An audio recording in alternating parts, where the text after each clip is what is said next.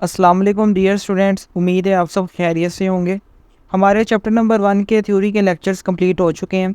आज हम डिस्कस करेंगे चैप्टर नंबर 1 की एक्सरसाइज। उसमें हम सॉल्व करेंगे MCQs, short questions and descriptive questions. पहले हम सॉल्व करते हैं एमसीक्यूज़ को। एमसीक्यू नंबर 1 है, which scientist first time observe the periodicity in the elements. उसने पूछा है कि फर्स्ट टाइम एलिमेंट्स के अंदर पीरियोडिसिटी किस साइंटिस्ट ने ऑब्जर्व की थी। यहाँ पे उसने 4 ऑप्शंस दिए हैं, न्यूलैंड, मीव, डोबिनियर एंड मेंडलीव। अगर आपको याद हो तो हमने पीरियोडिक टेबल के स्टार्ट में हमने न्यूलैंड के ऑक्टेव्स पढ़े थे। वहाँ हमने ये बात पढ़ी थी कि न्यूलैंड ने एलिमेंट्स को ना तरतीब दिया था ग्रुप्स के अंदर। तो उसने ये चीज़ ऑब्जर्व की थी कि पहले और 8वें एलिमेंट की प्रॉपर्टीज़ मैच कर रही हैं। तो फर्स्ट टाइम पीरियोडिसिटी न्यूलैंड ने ऑब्जर्व की थी, तो हमारा ऑप्शन नंबर ए करेक्ट हुआ। सेकेंड एमसीक्यू है, recognise the elements if it has 3 electron shells, belong to s block and has 2 electrons in its outer most shell. उसने एक element के बारे में पूछा है कि आपने उसका पता लगाना है कि वो कौन सा है। उसने यहाँ पे हमें पहचान दिया है कि उसके अंदर 3 शेल्स होंगे, वो एस ब्लॉक से ताल्लुक़ रखता होगा और उसके आखिरी शेल में 2 इलेक्ट्रॉन्स होंगे। थर्ड एमसीक्यू है, which one do you think is correct about metallic character. उससे मेटालिक करैक्टर के बारे में पूछा है कि कौन सी स्टेटमेंट इन चारों में से करेक्ट है। पहली स्टेटमेंट है, it decreases from top to bottom in a group. ये गलत स्टेटमेंट है। Metallic character top to bottom increase करता है। It increases from top to bottom in a group, ये हमारी स्टेटमेंट करेक्ट है। तो इसका राइट ऑप्शन है बी। सी स्टेटमेंट में वो कहता है इट रिमेन्स कॉन्स्टेंट, ये भी बात गलत है, वो पीरियड में भी चेंज होता है। It increases from left to right in the period, ये भी स्टेटमेंट गलत है। Metallic character left to right decrease होता है। तो हमारा ओनली ऑप्शन है बी। एमसीक्यू नंबर 4 है, which property increases as you go down in a group in the periodic table. जब हम पीरियोडिक टेबल में ग्रुप के अंदर टॉप टू बॉटम मूव करते हैं तो किस प्रॉपर्टी में इंक्रीज आता है। तो हमने देखा था जो एटॉमिक रेडियस है वो ग्रुप के अंदर नीचे की तरफ इंक्रीज होता है। तो इसका राइट ऑप्शन है ए एटॉमिक रेडियस। बाकी तीनों क्वांटिटीज़ ग्रुप में डिक्रीज होती हैं। फिफ्थ एमसीक्यू है, which set of the following conditions result in higher ionization energy. उसने 4 ऑप्शंस दिए हैं, कहता है किस केस के अंदर आयोनाइजेशन एनर्जी की वैल्यू इंक्रीज होगी। पहला ऑप्शन है smaller atom and greater nuclear charge. हमने फैक्टर्स में ही पढ़ा था कि जब एटम का साइज स्मॉल होगा और न्यूक्लियर चार्ज इंक्रीज होगा तो आयोनाइजेशन एनर्जी की वैल्यू भी इंक्रीज होगी। तो हमारा ऑप्शन नंबर ए करेक्ट है। बी में वो क्या कहते हैं, smaller atom and smaller nuclear charge, ये स्टेटमेंट गलत है। तीसरा ऑप्शन है larger atom and greater nuclear charge, इसमें लार्ज एटम आ गया, ये भी स्टेटमेंट गलत होगी। और डी ऑप्शन में क्या, larger atom and the smaller nuclear charge, इसमें दोनों स्टेटमेंट गलत है। तो हमारा ऑप्शन ए करेक्ट है। सिक्स्थ एमसीक्यू है, which of the following atoms show more than one variable oxidation state. हमने ऑक्सीडेशन नंबर वाले टॉपिक में ये बात पढ़ी थी कि कुछ एलिमेंट ऐसे होते हैं जिनकी ऑक्सीडेशन स्टेट एक से ज़्यादा होती हैं। तो उसने पूछा है कि कौन सा एलिमेंट इनमें से एक से ज़्यादा ऑक्सीडेशन स्टेट रखता है। तो इसका राइट ऑप्शन है D, phosphorus.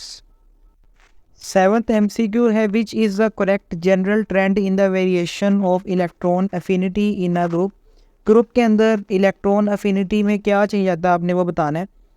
It becomes less negative from top to bottom. हमने इलेक्ट्रॉन अफिनिटी के फैक्टर्स में ये बात पढ़ी थी कि जो इलेक्ट्रॉन अफिनिटी है ना वो ग्रुप के अंदर टॉप टू बॉटम डिक्रीज करती है। डिक्रीज का मतलब है कि उसकी वैल्यू कम नेगेटिव होती जाती है। बी ऑप्शन है, it becomes more negative from top to bottom, ये बात गलत है।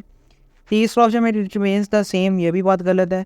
चौथा ऑप्शन है, it has no definite trend and changes irregularly, वो कह रहा है कि इसमें कोई खास ट्रेंड नहीं है, तो ये भी बात रॉन्ग है। तो हमारा राइट ऑप्शन है ए।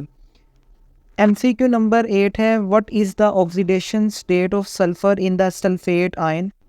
उसने हमसे पूछा है कि जो सल्फेट आयन है उसके अंदर सल्फ़र की ऑक्सीडेशन स्टेट कितनी है। सल्फेट आयन बनता कब है, जब सल्फ्यूरिक एसिड के अंदर से 2 हाइड्रोजन रिमूव हो जाए तो सल्फेट आयन बन जाता है। ये आपके सामने सल्फ्यूरिक एसिड का स्ट्रक्चर बना हुआ है। अगर हम इसमें से ये 2 हाइड्रोजन्स को रिमूव कर दें तो ये सल्फेट आयन बन जाएगा। हम इसकी अब ऑक्सीडेशन स्टेट कैलकुलेट करते हैं। अगर आप देखें तो यहाँ पे 2 बॉन्ड बनी हुई हैं सल्फ़र की एक ही ऑक्सीजन के साथ, तो 2 ये होगी, नीचे भी 2 बनी हुई हैं 4, एक ये सिंगल बॉन्ड है तो ये 5th होगी और ये एक सिंगल बॉन्ड है। तो टोटल ऑक्सीडेशन स्टेट सल्फ़र की कितनी होगी, 6। तो इसका राइट ऑप्शन है सी। MCQ नंबर 9 है which is the correct trend in the variation of electronegativity along a period of the periodic table. Periodic table के जो पीरियड्स हैं उनमें इलेक्ट्रोनेगेटिविटी में क्या चेंज आता है। हमने इलेक्ट्रोनेगेटिविटी का ट्रेंड पढ़ा था कि वो पीरियड के अंदर लेफ़्ट टू राइट इंक्रीज़ होती है। तो इसका राइट ऑप्शन है B, it increases from left to right across a period.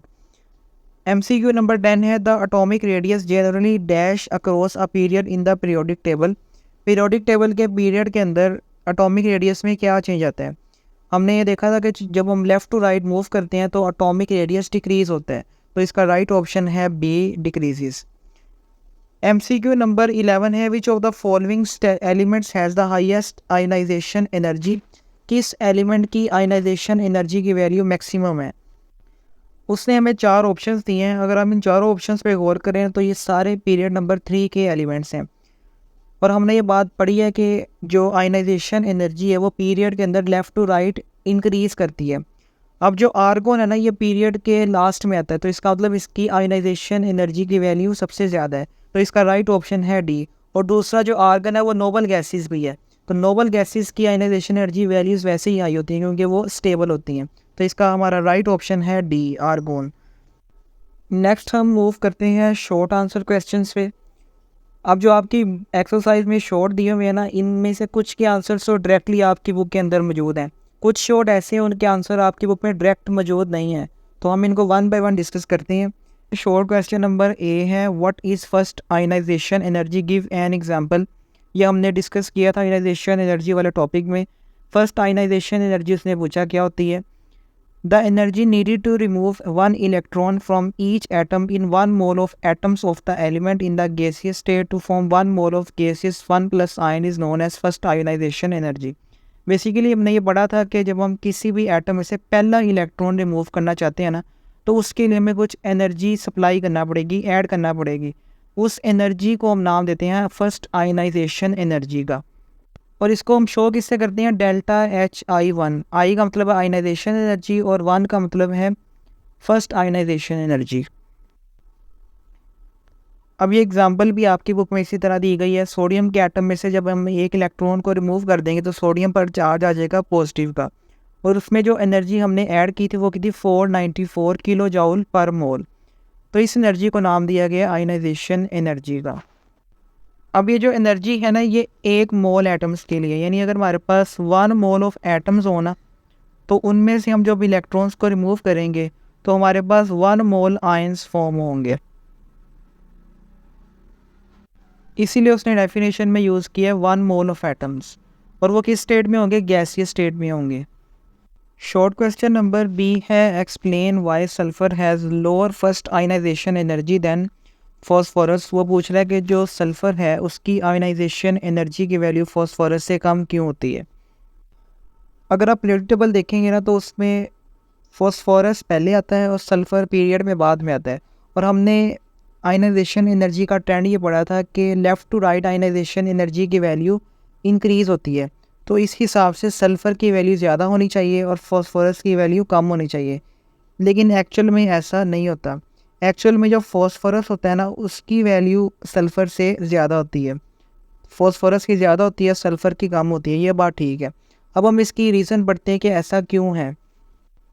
हमने आयनाइजेशन एनर्जी के फैक्टर्स में पढ़ा था कि वो ऑर्बिटल्स जो कम्प्लीटली फील्ड होते हैं या हाफ फील्ड होते हैं वो ज़्यादा स्टेबल होते हैं, जिनकी वजह से उनकी आयनाइजेशन एनर्जी की वैल्यूज़ इंक्रीज़ हो जाती हैं।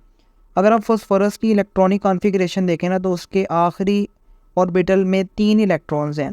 पी में मैक्सिमम 6 इलेक्ट्रॉन आते हैं, लेकिन यहाँ पे कितने हैं, 3। तो लिहाजा ये हमारा हाफ फील्ड हो गया।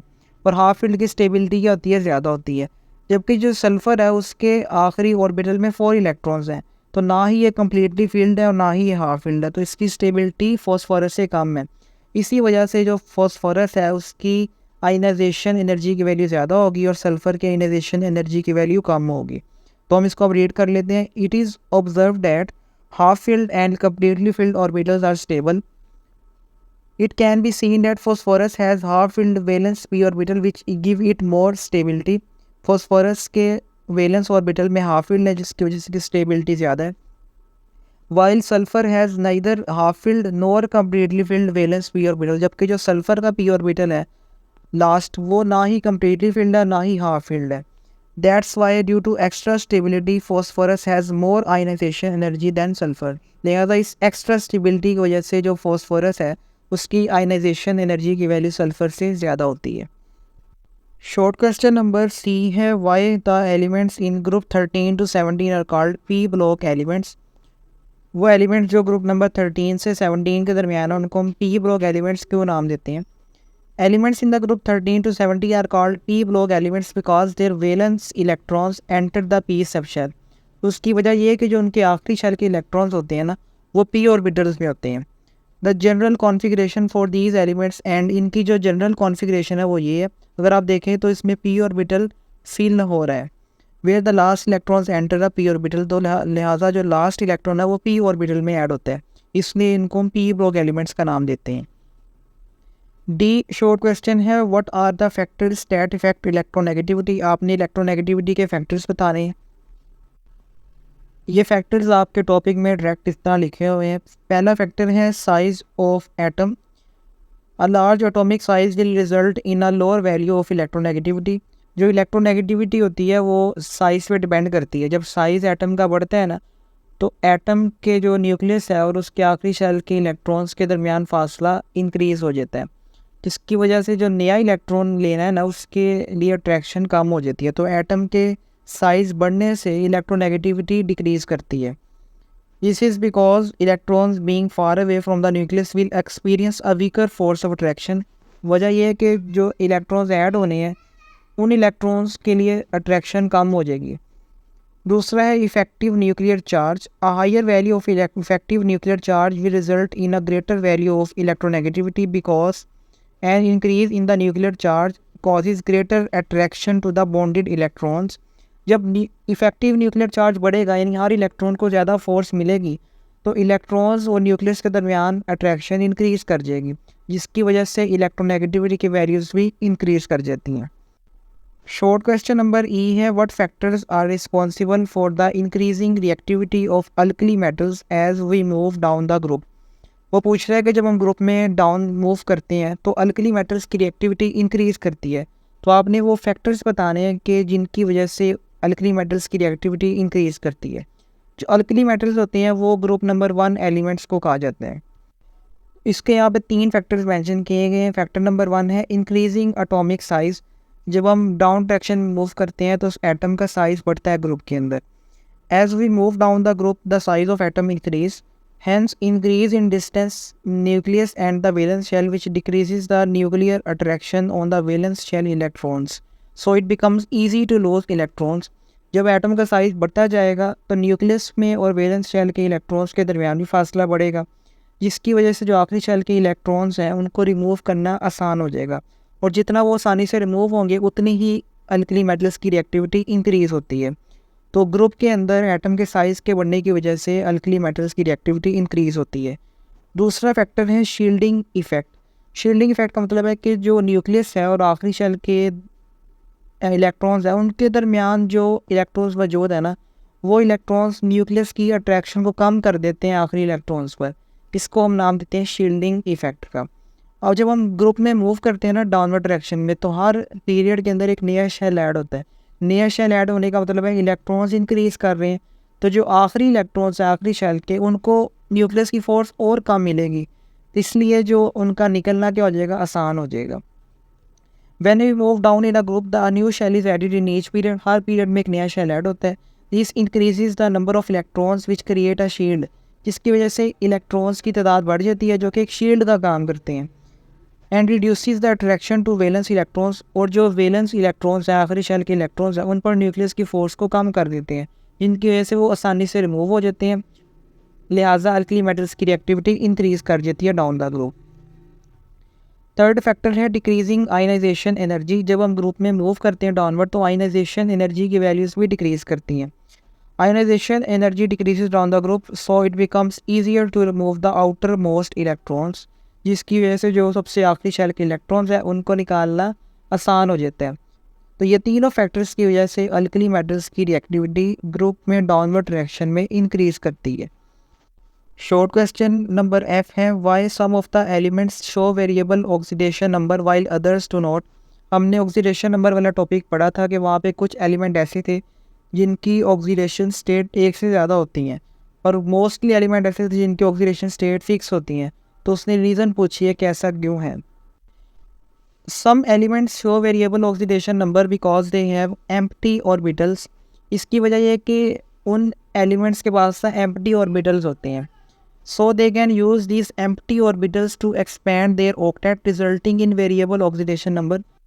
तो वो एलिमेंट्स क्या करते हैं, वो इन एम्प्टी ऑर्बिटल्स को भी ना यूज़ कर लेते हैं और वहाँ पे भी कुछ इलेक्ट्रॉन्स को रख लेते हैं, जिसकी वजह से उनका ऑक्टेट बढ़ जाता है, इसलिए उनकी ऑक्सीडेशन स्टेट भी एक से ज़्यादा हो जाती हैं। अब हम इसकी कुछ एग्जांपल्स भी डिस्कस करते हैं। For example, elements especially transition metals show variable oxidation number due to the presence of both NS and N-1d electrons which can participate in the bonding. जो पीरियोडिक टेबल में डी ब्लॉक है ना, उसके elements को हम नाम देते हैं ट्रांजिशन एलिमेंट्स का। अब ये ट्रांजिशन एलिमेंट्स की ना एक प्रॉपर्टी होती है कि ये ऑक्सीडेशन स्टेट एक से ज़्यादा शो करते हैं। उसकी वजह यह है कि वो अपने दोनों ऑर्बिटल्स को यूज़ करते हैं, S ऑर्बिटल्स को भी और D ऑर्बिटल्स को भी, जिसकी वजह से उनकी बॉन्डिंग की एबिलिटी इंक्रीज़ कर जाती है। और दूसरी है non metals like sulphur and phosphorus also show variable oxidation numbers. अगर हम नॉन मेटल्स की बात करें तो उसमें सल्फर और फॉस्फोरस की एग्जांपल हमने पढ़ी थी कि उनकी भी ऑक्सीडेशन स्टेट्स या ऑक्सीडेशन नंबर एक से ज़्यादा होता है, because they can expand their octet by exciting electrons into empty 3 orbitals. क्योंकि उनके पास भी ना 3D ऑर्बिटल्स एम्प्टी होते हैं, तो वो कुछ इलेक्ट्रॉन्स इन ऑर्बिटल्स में भी गेन कर लेते हैं, जिसकी वजह से उनकी ऑक्सीडेशन स्टेट्स एक से ज़्यादा हो जाती हैं। For example, in SO2 sulphur has oxidation number of +4। जैसे SO2 गैस के अंदर सल्फर का ऑक्सीडेशन नंबर है +4, while in SO3 sulphur has oxidation number of +6। जबकि SO3 गैस के अंदर इसका ऑक्सीडेशन नंबर है +6, तो इसकी ऑक्सीडेशन स्टेट्स एक से ज़्यादा है। While the other elements usually have fixed oxidation number due to limited availability of valence electrons for bonding। जबकि जो बाकी एलिमेंट्स हैं जो कि सिर्फ एक ही ऑक्सीडेशन स्टेट रखते हैं, उसकी वजह ये है कि उनके पास इस तरह एम्प्टी ऑर्बिटल्स नहीं होते और उनके जो वैलेंस शेयर ऑर्बिटल्स हैं वो फिक्स रहते हैं। नेक्स्ट शॉर्ट क्वेश्चन है, identify the element which is in period 5 and group number 15। उसने एलिमेंट का पूछा है जो कि ग्रुप नंबर 15 और पीरियड नंबर 5 से बिलोंग करता है। उस एलिमेंट का नाम है एंटीमनी और सिंबल है Sp।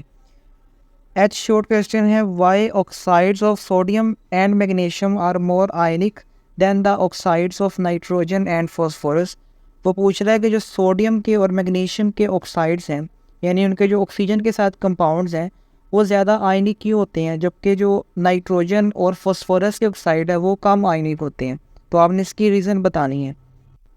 अब आयनिक ऑक्साइड्स का मतलब होता है वो ऑक्साइड जो कि आयनिक बॉन्ड बनाते हैं। तो अगर हम बात करें सोडियम की और मैग्नीशियम की, ये दोनों होते हैं मेटल्स। मेटल्स की प्रॉपर्टी होती है कि वो अपने इलेक्ट्रॉन्स ईजिली लूज़ कर देते हैं और वो दूसरे एलिमेंट को वो इलेक्ट्रॉन्स दे देते हैं। तो इस बॉन्ड का हमने नाम दिया था आयनिक बॉन्ड, जिसमें मेटल इलेक्ट्रॉन्स लूज़ करते हैं और दूसरा एलिमेंट उन इलेक्ट्रॉन्स को गेन कर लेता है, उनके दरमियान एक बॉन्ड बन जाती है आयनिक बॉन्ड। तो ये जो सोडियम और मैग्नीशियम है, ये अपने इलेक्ट्रॉन्स ऑक्सीजन को डोनेट कर देते हैं, लिहाजा इनके दरमियान और ऑक्सीजन के दरमियान आयनिक बॉन्ड बन जाता है और वो जो ऑक्साइड बनता है उसको हम नाम दे देते हैं आयनिक ऑक्साइड का। Sodium and magnesium are metals and they lose electrons easily to form positive ions while oxygen form negative ions resulting in the ionic bond। Sodium और मैग्नीशियम अपने इलेक्ट्रॉन लूज करेंगे, उन पर चार्ज आ जाएगा positive, यानी वो positive ion बन जाएंगे, जबकि जो ऑक्सीजन है वो इलेक्ट्रॉन्स को गेन कर लेगा और वो बन जाएगा नेगेटिव आयन और इन दोनों के दरमियान आयनिक बॉन्ड बन जाएगा। Also there is greater electronegativity difference between the sodium magnesium and oxygen. दूसरा फ़र्क ये भी है कि जो ऑक्सीजन और जो सोडियम और मैग्नीशियम है, इनकी इलेक्ट्रोनेगेटिविटी में भी फ़र्क ज़्यादा है। तो जब इलेक्ट्रोनेगेटिविटी में फ़र्क ज़्यादा होता है तो बॉन्ड बनता है आयनिक, और ऑक्साइड कौन से बनेंगे, आयनिक ऑक्साइड्स। जबकि अगर हम बात करें ना नाइट्रोजन की और फॉस्फोरस की, ये होते हैं नॉन मेटल्स। नॉन मेटल्स अपने इलेक्ट्रॉन ईजिली रिमूव नहीं करते, लिहाजा वो अपने इलेक्ट्रॉन्स को शेयर कर लेते हैं। शेयरिंग का मतलब है वो कोवलेंट बॉन्ड बनाना प्रेफर करते हैं। On the other hand nitrogen and phosphorus are non metals and they tend to share electrons with oxygen forming covalent bond making their oxide less ionic. तो जब वो इलेक्ट्रॉन्स शेयर करेंगे, covalent bond बनाएंगे, तो उनके oxide फिर आयनिक उस तरह नहीं रहेंगे, लिहाजा इनके ऑक्साइड लेस आयनिक होते हैं। नेक्स्ट शॉर्ट क्वेश्चन है, give reason for the different chemical reactivities of sodium and magnesium towards oxygen and chlorine. जो ऑक्सीजन और क्लोरीन है उनके साथ सोडियम और मैग्नीशियम दोनों रिएक्शन करते हैं, लेकिन जो इनकी रिएक्टिविटीज़ है, इनकी रिएक्शन की जो स्पीड्स है वो डिफरेंट है। तो आपने इसकी रीज़न बतानी है कि इन दोनों की स्पीड या रिएक्टिविटीज़ डिफरेंट क्यों हैं। अब ये जो दोनों एलिमेंट्स हैं ना, ये दोनों का ताल्लुक एस ब्लॉक से और दोनों ही मेटल्स हैं। Both the sodium and magnesium are S block elements but they have different chemical reactivities towards oxygen and chlorine due to the following. अब हम इसकी वन बाय वन रीज़न करते हैं। Sodium has 1 electron its valence shell while magnesium has 2 electrons. पहली बात यह है कि जो सोडियम है उसके आखिरी शेल में 1 इलेक्ट्रॉन होता है और जो मैग्नीशियम है उसके आखिरी शेल में 2 इलेक्ट्रॉन्स होते हैं। तो 1 इलेक्ट्रॉन को लूज़ करना ईजी है, इसलिए सोडियम ज़्यादा रिएक्टिव होगा, जबकि मैग्नीशियम 2 इलेक्ट्रॉन लूज़ करता है जो कि लूज़ करना थोड़ा सा मुश्किल है, लिहाजा उसकी रिएक्टिविटी सोडियम से कम होगी। Sodium has low first ionization energy than magnesium, so it can lose its electrons more easily. दूसरी वजह आयनाइजेशन एनर्जी, जो सोडियम है उसकी आयनाइजेशन एनर्जी की वैल्यू कम होती है और मैग्नीशियम की इससे ज़्यादा होती है, लिहाजा सोडियम के लिए अपना इलेक्ट्रॉन को लूज़ करना ईजी है। Sodium has less effective nuclear charge compare to magnesium which has more effective nuclear charge due to the smaller size. अब जो सोडियम है वो पीरियड के शुरू में आता है और मैग्नीशियम सोडियम के बाद आता है। तो मैग्नीशियम में जो इफेक्टिव न्यूक्लियर चार्ज है उसकी वैल्यू ज़्यादा होगी, यानी वो जो न्यूक्लियस है ना वहाँ पे वो इलेक्ट्रॉन्स को ज़्यादा ज़ोर से खींचेगा, जिसकी वजह से इलेक्ट्रॉन्स को रिमूव करना थोड़ा सा मुख्तलिफ हो जाएगा। लेकिन जो सोडियम है उस पर इफेक्टिव न्यूक्लियर चार्ज मैग्नीशियम से कम होता है, लिहाजा वहाँ पे इलेक्ट्रॉन को लूज़ करना आसान है। तो ये तीनों फैक्टर्स की वजह से जो सोडियम है उसकी रिएक्टिविटी क्लोरीन और ऑक्सीजन के साथ ज़्यादा होती है मैग्नीशियम के कंपैरिजन में। नेक्स्ट शॉर्ट क्वेश्चन है, why the ionization energy of lithium is much lower than that of helium despite the fact that the nuclear charge of lithium is +3 and that of helium is +2।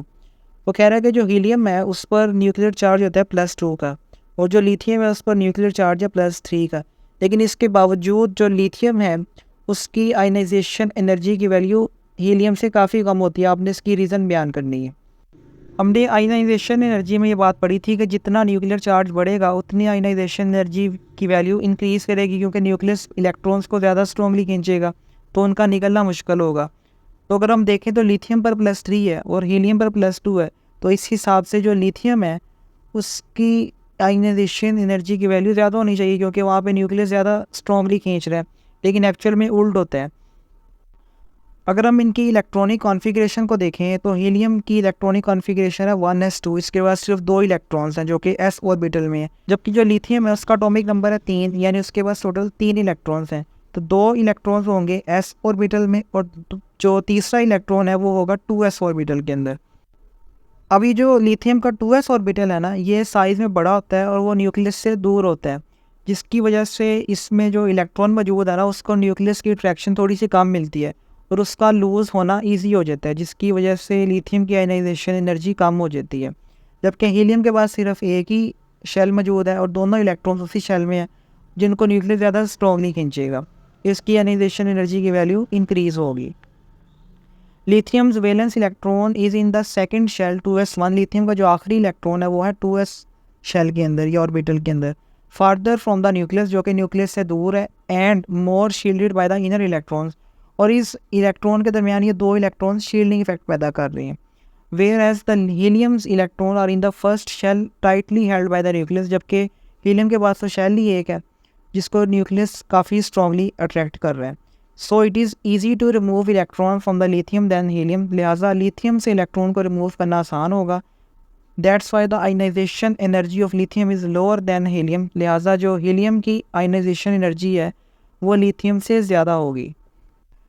Short question number के है, the ionization energy of beryllium atomic number 4 is higher than that of boron atomic number 5 despite the fact that the nuclear charge of beryllium is +4 and that of boron is +5।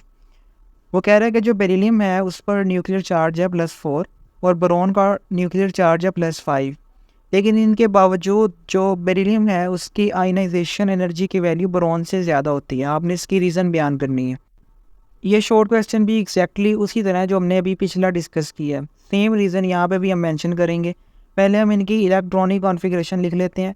जो beryllium है उसका atomic number होता है 4, यानी इसके पास total 4 electrons हैं। 2 electrons इसके आएंगे 1s ऑर्बिटल में और 2 इलेक्ट्रॉन्स आएंगे 2s ऑर्बिटल में। तो इसके दोनों जो ऑर्बिटल्स है वो कम्प्लीटली फील्ड हैं। जबकि जो बोरॉन है उसका एटॉमिक नंबर है 5, यानी इसके पास टोटल 5 इलेक्ट्रॉन्स हैं। तो 2 इलेक्ट्रॉन आएंगे 1s में, 2 इलेक्ट्रॉन्स आएंगे 2s में और 1 इलेक्ट्रॉन आएगा 2p ऑर्बिटल के अंदर। अब ये जो 2p ऑर्बिटल होता है ना, ये न्यूक्लियस से दूर होगा, लिहाजा इस पर न्यूक्लियस की जो अट्रैक्शन है वो कम होगी, जिसकी वजह से ये जो इलेक्ट्रॉन इसमें पड़ा है ना एक, इसका निकलना ईजी हो जाएगा। इसलिए इसकी आयनाइजेशन एनर्जी की वैल्यू कम हो जाएगी। हम इसको रीड भी कर लेते हैं। Beryllium has full 2s2 configuration which is more stable and requires more energy to remove an electron. Beryllium की इलेक्ट्रॉनिक कॉन्फ़िगरेशन देखें तो वो उसके शेल्स कम्प्लीटली फील्ड हैं, तो यहाँ पे इलेक्ट्रॉन को निकालना मुश्किल है क्योंकि ये कम्प्लीटली फील्ड हैं और स्टेबल हैं। While boron has 2s2 2p1 electronic configuration, the 2p electron is at slightly higher energy level and less tightly held, making it easier to remove. तो इसमें 2p ऑर्बिटल है बोरॉन के अंदर, ये nucleus से दूर है, इसकी एनर्जी ज़्यादा है और यहाँ से इलेक्ट्रॉन को निकालना आसान है, जिसकी वजह से इसकी आयनाइजेशन एनर्जी वैल्यू कम हो जाएगी। That's why the ionization energy of beryllium is higher than that of boron. इसलिए जो बेरिलियम है उसकी आयनाइजेशन एनर्जी की वैल्यू बोरॉन से ज़्यादा है। अगरचे बोरॉन पर न्यूक्लियर का चार्ज ज़्यादा है, लेकिन चूँकि ये बेरिलियम स्टेबल ज़्यादा है इसलिए आयनाइजेशन एनर्जी इसकी ज़्यादा होती है। नेक्स्ट शॉर्ट क्वेश्चन है, what is common in sodium, magnesium, aluminium, neon and F. अब यहाँ पे उसने कुछ एलिमेंट्स या आयंस लिखे हुए हैं, तो आपसे वो पूछ रहा है कि इनमें क्या चीज़ कॉमन है। Arrange them in increasing order of their sizes, और आपने इनके साइज़ को इंक्रीजिंग ऑर्डर में लिखना है, यानी सबसे पहले छोटा, उससे बड़ा साइज़, उससे बड़ा साइज़, तो इस तरह आपने उनको अरेंज करके भी लिखना है। तो पहले हम देखते हैं इनमें कॉमन क्या चीज़ है। All have the same number of electrons, they are isoelectronic. अब इनमें जो कॉमन चीज़ है वो है इलेक्ट्रॉन्स, सब के पास टोटल इलेक्ट्रॉन्स 10 है, इसलिए उनको हम कह सकते हैं आइसो इलेक्ट्रॉनिक। आइसो इलेक्ट्रॉनिक का मतलब है जब मुख्तलिफ आयन्स या एटम्स के इलेक्ट्रॉन सेम हो जाए तो आपस में आइसो इलेक्ट्रिक हो जाते हैं, तो ये सारे आइसो इलेक्ट्रॉनिक हैं। अब हम देखते हैं कि इनमें 10 इलेक्ट्रॉन्स कैसे आते हैं। पहले हम बात करते हैं सोडियम की। सोडियम का एटॉमिक नंबर होता है 11, यानी इसके पास टोटल 11 इलेक्ट्रॉन्स होते हैं, लेकिन इस पर चार्ज है Na पॉजिटिव, यानी इसमें से एक इलेक्ट्रॉन रिमूव हो गया, तो इसके बाकी इलेक्ट्रॉन्स कितने बचे? 10। नेक्स्ट उसने दिया था Mg2 पॉजिटिव। मैग्नीशियम का एटॉमिक नंबर होता है 12, यानी इसके पास टोटल 12 इलेक्ट्रॉन्स होते हैं, लेकिन यहाँ पे जो उसने दिया है वो मैग्नीशियम आयन है, उस पर 2+ का चार्ज है, यानी इसमें से 2 इलेक्ट्रॉन्स रिमूव हो चुके हैं, तो जब 12 में से 2 निकालेंगे तो बाकी 10 इलेक्ट्रॉन्स बचेंगे। तीसरा उसने हमें दिया है एल्यूमिनियम 3+। अब एल्यूमिनियम का एटॉमिक नंबर होता है 13, यानी इसके पास टोटल 13 इलेक्ट्रॉन्स होते हैं, लेकिन यहाँ पे उसने हमें चार्ज दिया है 3+ का, तो इसमें से भी 3 इलेक्ट्रॉन्स निकल जाएंगे, तो 13 में से 3 निकलेंगे तो बाकी बचेंगे 10 इलेक्ट्रॉन्स। नेक्स्ट उसने दिया था हमें नियोन, और उस पर चार्ज है 0, यानी ये इसका ना कोई इलेक्ट्रॉन रिमूव हुआ है ना ही कोई इलेक्ट्रॉन ऐड हुआ है, तो नियोन का एटॉमिक नंबर होता है 10, तो इसमें से कोई इलेक्ट्रॉन जब निकला ही नहीं है तो इसके पास टोटल इलेक्ट्रॉन कितने रहेंगे? 10।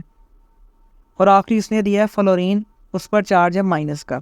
फ्लोरीन का एटॉमिक नंबर होता है 9, यानी इसके पास टोटल 9 इलेक्ट्रॉन्स होते हैं, लेकिन यहाँ पर उसने हमें चार्ज दिया है F- का। F- का मतलब है एक इलेक्ट्रॉन इसके अंदर ऐड हुआ है, तो 9 में 1 जमा करेंगे तो टोटल इलेक्ट्रॉन्स कितने आ गए? 10। लिहाजा इन सब के पास टोटल कितने इलेक्ट्रॉन्स हैं? 10। तो ये चीज़ इन सब में कॉमन है। नेक्स्ट उसने हमसे पूछा है कि आपने इनको अरेंज भी करना है। अगर आप इनको देखें तो इसमें जो सोडियम है, मैग्नीशियम है और एल्यूमिनियम है, ये तीनों एक ही पीरियड से बिलोंग करते हैं। पहले आता है सोडियम, उसके बाद आता है मैग्नीशियम और उसके बाद आता है एल्यूमिनियम। अब हमने एटॉमिक साइज़ का ट्रेंड पढ़ा था कि पीरियड के अंदर ये लेफ़्ट टू राइट डिक्रीज़ करता है, तो इस हिसाब से सोडियम का साइज़ सबसे ज़्यादा होगा, मैग्नीशियम का उससे कम होगा, एल्यूमिनियम का उससे कम होगा। तो यहाँ पे अगर हम देखें एल्यूमिनियम का सबसे कम है, उसके बाद मैग्नीशियम का आता है, उसके बाद आता है सोडियम का, यानी सोडियम का साइज़ इन तीनों में सबसे ज़्यादा है। अगर हम बात करें बाकी दो की, नियोन की और फ्लोरीन की, तो ये होते हैं पीरियड नंबर 2 से। उसमें फ्लोरीन पहले आता है और नियोन बाद में आता है, तो इस हिसाब से फ्लोरीन का साइज़ नियोन से ज़्यादा होगा। तो अगर हम यहाँ पे देखें तो नियोन का साइज़ कम है और फ्लोरीन का ज़्यादा है। तो ये हमारे पास इनका ऑर्डर आ गया स्मॉलेस्ट टू लार्जेस्ट। ये सबसे कम साइज़ वाला होगा और ये सबसे ज़्यादा साइज़ का होगा। आपकी एक्सरसाइज का लास्ट शॉर्ट क्वेश्चन है M. Consider the chlorides of sodium, magnesium and phosphorus. उसने हमें कुछ क्लोराइड्स दिए हैं, सोडियम, मैग्नीशियम और फॉस्फोरस के। सोडियम का क्लोराइड है NaCl, मैग्नीशियम का क्लोराइड है MgCl2 और फॉस्फोरस का क्लोराइड है PCl5। अब हमसे दो चीज़ें पूछ रहा है। पहली बात है classify each of these chlorides as acidic, basic और न्यूट्रल। आपने बताया है कि इन तीनों में से एसिडिक कौन सा है, बेसिक कौन सा है और न्यूट्रल कौन सा है। दूसरी बात वो पूछ रहा है for each chloride briefly explain the reason for your classification referring to their behaviour when dissolve in water. दूसरा वो पूछ रहा है कि आपने हर क्लोराइड की रीज़न बयान करनी है कि आपने उसको इन तीनों में से कौन सी कैटेगरी में रखा है, आप वो उसकी रीज़न बयान करें जब वो उसको हम पानी में हल करेंगे। तो पहले हम इनको क्लासीफाई करते हैं। इसमें जो सोडियम क्लोराइड है NaCl, ये होता है न्यूट्रल क्लोराइड। मैग्नीशियम क्लोराइड भी होता है न्यूट्रल, जबकि जो PCl5 है यानी फॉस्फोरस का क्लोराइड है वो होता है एसिडिक। अब हम इसकी रीज़न पढ़ते हैं कि ऐसा क्यों है। हमने क्लोराइड्स की क्लासिफिकेशन डिस्कस की थी, वहाँ पे हमने दो एग्जांपल्स डिस्कस की थी, सोडियम क्लोराइड और मैग्नीशियम क्लोराइड। और इन दोनों को हमने कहा था कि ये होते हैं न्यूट्रल क्लोराइड्स, यानी ये ना एसिडिक होते हैं और ना ही ये बेसिक होते हैं। वहाँ पे हमने रीज़न पढ़ी थी कि जब हम इनको पानी में हल करते हैं ना, तो ये वहाँ पे जाके आयंस में कन्वर्ट हो जाते हैं। लेकिन जो पानी होता है वो इटसेल्फ ब्रेक नहीं होता, वाटर का मॉलिक्यूल एज इट इज़ रहता है, जिसकी वजह से जो सोल्यूशन बनता है ना वो ना ही एसिडिक होता है ना ही बेसिक होता है। और उसकी जो pH होती है वो 7 के क्लोज रहती है, जो कि न्यूट्रल कहलाती है। तो अगर हम इसका रिएक्शन दोबारा देखें, NaCl को जब हम पानी में ऐड करेंगे तो ये आयंस में ब्रेक हो जाएगा, सोडियम आयंस और क्लोराइड आयंस में। लेकिन जो सोल्यूशन बनेगा उसकी pH 7 ही रहेगी, यानी pH क्या रहेगी, न्यूट्रल रहेगी।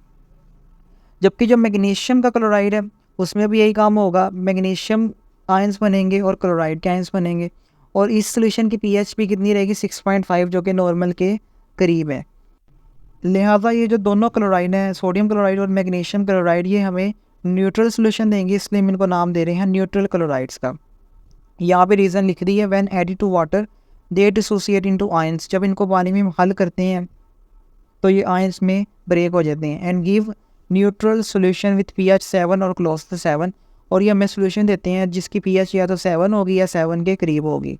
Hence it's a neutral chloride. लिहाजा ये तो दोनों है, ये न्यूट्रल क्लोराइड्स होंगे। अगर हम बात करें PCl5 की, फॉस्फोरस पेंटा क्लोराइड की, जब हम इसको पानी में हल करेंगे ना तो ये हमें एसिडिक सोल्यूशन देगा, क्योंकि वहाँ पे एसिड बन रहे हैं। एक बन रहा है फॉस्फोरिक एसिड और दूसरा बन रहा है हाइड्रोक्लोरिक एसिड, इसलिए इसको हम नाम दे रहे हैं एसिडिक क्लोराइड का। PCl5 की रीज़न क्या है, covalent compound react with water forming acidic solution, phosphoric acid and hydrochloric acid, hence acidic chloride. Phosphorus pentachloride जो है ना वो कोवेलेंट क्लोराइड है, इसको जब हम पानी में हल करेंगे ये हमें एसिड देगा, इसलिए ये कौन सा क्लोराइड होगा, एसिडिक क्लोराइड होगा। लास्ट हमारा पोर्शन है डिस्क्रिप्टिव क्वेश्चंस का, जिसको आप लॉन्ग क्वेश्चन भी कह सकते हैं। बेसिकली इस पोर्शन के अंदर टोटल 4 क्वेश्चंस ने दिए हैं और इन चारों के जो आंसर्स हैं वो सिंपल हैं। उसने कोई नई बात नहीं पूछी, आपके जो टॉपिक्स मौजूद हैं चैप्टर में उन्हीं में इसका डायरेक्ट आंसर मौजूद है। तो मैं हर क्वेश्चंस के साथ उसका टॉपिक मेंशन कर दूंगा कि किस टॉपिक के अंदर इस क्वेश्चन का आंसर मौजूद है, और आपको कमेंट सेक्शन में उन टॉपिक्स के लिंक भी मिल जाएंगे लेक्चर्स के। शुरू करते हैं हम क्वेश्चन नंबर 3 से। क्वेश्चन नंबर 1 MCQ था, क्वेश्चन नंबर 2 आपका शॉर्ट था। अब ये क्वेश्चन नंबर 3 है, right equations for the reactions of sodium and magnesium with oxygen, chlorine and water. उसने पूछा कि आपने सोडियम और मैग्नीशियम के रिएक्शंस की इक्वेशंस लिखनी है ऑक्सीजन के साथ, क्लोरीन के साथ और वाटर के साथ। Compare the reactivity of both elements with these in terms of metallic character. फिर आपने इन दोनों एलिमेंट्स की रिएक्टिविटी को भी कंपेयर करना है कि कौन सा ज़्यादा रिएक्टिव होता है, कौन सा जल्दी रिएक्शन करता है। तो ये जो क्वेश्चन अगर आपको याद हो, इसका हमने पूरा टॉपिक डिस्कस किया था, reactions of sodium and magnesium. तो ये वो पूरा टॉपिक इस क्वेश्चन का आंसर है। तो यहाँ पे मैंने आपको मेंशन भी कर दिया book number book chapter number 1 topic number 1.8 अगर आप देखेंगे तो वो टॉपिक है reactions of sodium and magnesium, तो वो पूरा टॉपिक इसी क्वेश्चन का आंसर है। क्वेश्चन नंबर 4 है explain with the help of equations acetic and basic behaviour of oxides and chlorides. उसने पूछा कि ऑक्साइड्स और क्लोराइड्स के आपने एसिटिक और बेसिक बिहेवियर बताना है, यानी आपने एसिटिक ऑक्साइड और बेसिक ऑक्साइड भी एक्सप्लेन करना है और एसिटिक और बेसिक क्लोराइड्स भी एक्सप्लेन करना है। अब ये दोनों टॉपिक्स हमने पढ़े हैं चैप्टर के अंदर, उनका नाम था क्लासिफिकेशन ऑफ ऑक्साइड और उस टॉपिक का नंबर है 1.9.1। तो इस क्लासिफिकेशन ऑक्साइड वाले टॉपिक में आपको दो टाइप्स मिल जाएंगी, एसिटिक भी और बेसिक ऑक्साइड्स भी। जो दूसरा टॉपिक है वो है 1.9.2 जिसमें है क्लासिफिकेशन ऑफ क्लोराइड। अब क्लासिफिकेशन ऑफ क्लोराइड्स में आपकी बुक में टोटल दो टाइप्स हैं, एक है एम्फोटेरिक और दूसरी है एसिटिक। लेकिन यहाँ पे उससे बेसिक पूछे जो आपकी बुक में नहीं है, तो हम इसको अलग से यहाँ पे डिस्कस कर लेते हैं बेसिक क्लोराइड्स को। Basic chlorides are inorganic compounds that contain both chloride ions and hydroxides and bonded to a metal. Basically ये एक ऐसा क्लोराइड है या एक ऐसा कंपाउंड है जिसके अंदर दो आयंस होते हैं, एक है क्लोराइड आयंस यानी Cl- और दूसरे आयंस हैं हाइड्रो ऑक्साइड यानी OH- आयंस, और ये दोनों ने बॉन्ड बनाया होता है मेटल के साथ। They form when a metal chloride reacts partially with the water often resulting in compounds that are neither fully acetic nor fully basic. कहता है ये बनता कब है, जब मेटल का क्लोराइड पानी के साथ रिएक्शन करता है, लेकिन वो रिएक्शन पार्शल होता है, उसमें पानी जो है ना वो पार्शल ब्रेक डाउन करते हैं, जिसकी वजह से ये बनते हैं। अब यहाँ पे दो एग्जांपल्स हैं, एक है बिस्मिथ का क्लोराइड और दूसरा है Sb का क्लोराइड। पहले हम बिस्मिथ का रिएक्शन देख लेते हैं। BiCl3 ये हमारा क्लोराइड है, इसने जब वाटर के साथ रिएक्शन किया है तो ये जो BiOCl कंपाउंड बना है ना, ये हमारा बेसिक क्लोराइड है। अगर आप इस पर गौर करें तो इसमें एक क्लोराइड आयन है और साथ में ऑक्सीजन मौजूद है। जो दूसरी एग्जांपल है वो है Sp का क्लोराइड, ये भी बिल्कुल ऊपर वाले रिएक्शन की तरह है, इसमें भी जो Sb और Cl बन रहा है ये हमारा बेसिक क्लोराइड हो गया। तो बेसिक क्लोराइड आपने यहाँ से कर लेना और बाकी मैंने आपको टॉपिक्स बता दिए हैं इस क्वेश्चन के। क्वेश्चन नंबर 5 है describe the factors affecting and periodic trends of electron affinity. उसने दो बातें पूछी हैं, एक तो आपने फैक्टर्स बताने हैं इलेक्ट्रॉन अफिनिटी के और दूसरा आपने पीरियोडिक ट्रेंड्स बताने हैं, यानी ये ग्रुप और पीरियड में इसमें क्या आ जाता है। यानी ये सवाल भी सिंपल है। तो इसके लिए आप अगर टॉपिक अपना देखेंगे 1.7.4 तो वो है इलेक्ट्रॉन अफिनिटी का। उसमें दोनों चीज़ें मौजूद है, फैक्टर्स भी मौजूद है जिन पर इलेक्ट्रॉन अफिनिटी डिपेंड करती है, और उसका पीरियोडिक ट्रेंड भी मौजूद है कि ग्रुप और पीरियड में इसमें क्या चेंज आता है। लास्ट क्वेश्चन नंबर 6 है डिफाइन आयनाइजेशन एनर्जी। आपने आयनाइजेशन एनर्जी को डिफाइन करना है। Discuss the factors affecting and periodic trends of ionization energy. Again ऊपर वाले क्वेश्चन की तरह यहाँ पे भी आपने दो बातें बतानी है, उसके फैक्टर्स बताने हैं और साथ में पीरियोडिक ट्रेंड बताना है। तो इसके लिए अगर आप अपनी बुक का टॉपिक देखेंगे 1.7.3 तो उसमें दोनों चीज़ें मौजूद है, डिफाइन भी मौजूद है, साथ में फैक्टर्स और पीरियोडिक ट्रेंड भी डिस्कस किया हुआ है। यहाँ पर आपकी चैप्टर नंबर 1 की एक्सरसाइज कंप्लीट होती है। उम्मीद है आपको एक्सरसाइज समझ में आई होगी। अगर आपको वीडियो अच्छी लगी तो आप वीडियो को लाइक शेयर और चैनल को सब्सक्राइब कीजिएगा। आपसे मुलाकात होगी नेक्स्ट चैप्टर के साथ। अल्लाह हाफिज़।